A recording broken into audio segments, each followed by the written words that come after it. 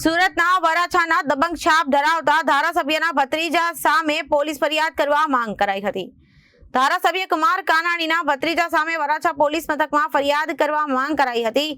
ધારાસભ્યના ભત્રીજા નિકુલ કાનાણી સામે પોલીસ ફરિયાદ કરવા માંગણી કરાઈ હતી। નિકુલ કાનાણી વ્યાજ વટાવવાના ફાઇનાન્સનો વેપાર કરે છે અને નિકુલ કાનાણીએ વ્યાજે આપેલા રૂપિયાની ઉઘરાણી અન્ય વ્યક્તિ પાસે કરાવી હતી। ધારાસભ્ય કુમાર કાનાણીના ભત્રીજા સામે વરાછા પોલીસ મથકમાં ફરિયાદ કરવા માંગ કરાઈ હતી।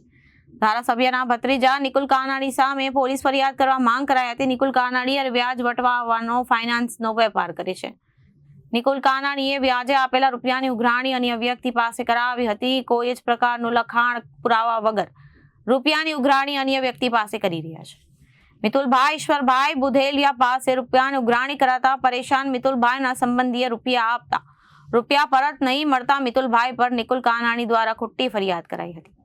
અંદાજે 7 વર્ષ પહેલા 3 લાખ રૂપિયા મિતુલના સંબંધીને વ્યાજે રૂપિયા અપાયા હતા।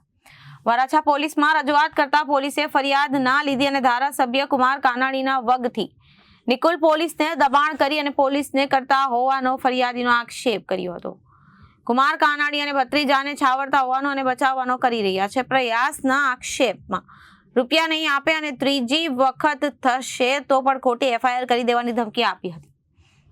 ધમકી આવવાનો આક્ષેપ વરાછા પોલીસ મથકના પીઆઈ ચેમ્બરમાં ધમકી આપી હતી તેવો આક્ષેપ ફરિયાદી સુરત પોલીસ કમિશનર કચેરી રજૂઆત કરવા પહોંચ્યા હતા। મિતુલભાઈ ઈશ્વરભાઈ બુધેલિયા। મિતુલભાઈ, તમારી સાથે શું બની રહ્યું છે કે કોણ આ રીતે પઠાણી ઉઘરાણી કરી રહ્યું છે અને શા માટે?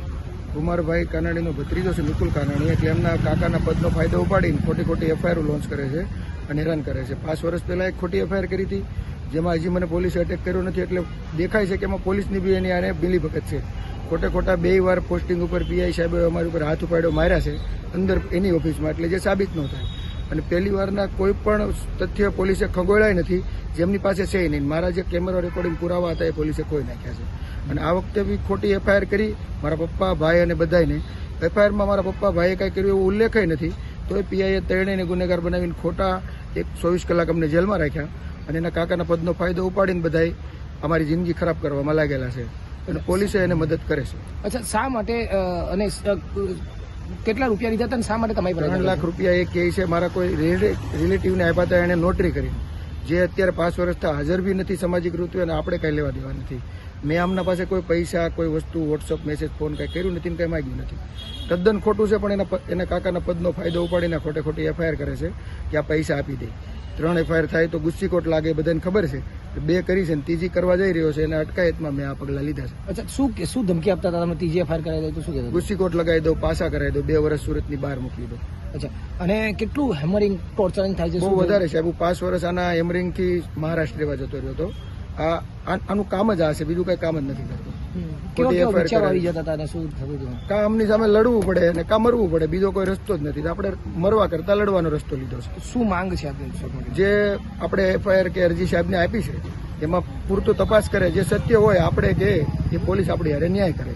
ગુનેગાર એ હોય કે આપણે સ્વીકારવા રેડી છીએ। તો જે વ્યક્તિ રૂપિયા લઈ ગયો છે એને કેમ છૂટતી નથી પોલીસ? એ ફરાર છે અને પોલીસનો આમાં કોઈ રોલ નથી બનતો, કેમ કે એ પરસ્પરની લેતી દેતી છે। તોય એ પોલીસને વચ્ચે નાખીને પોલીસ કોઈ સાક્ષ્ય સબૂત વગર 3 લાખનું એવું લખી લીધું કે આને લેવાના છે, તો આજે હું બી લખાવી દઉં કે મારે નિકુલ કાનાણી પાસે 1 કરોડ લેવાના છે। પોલીસ થોડો આવો કોઈ ગુનો દાખલ કરીએ કે જેનું કોઈ સબૂત નથી। કોઈ સબૂત મળી આવે તો અમે ગુનેગારી સ્વીકારવા રેડી છે। Reporter Arvind Rathod, Janadesh news, Surat.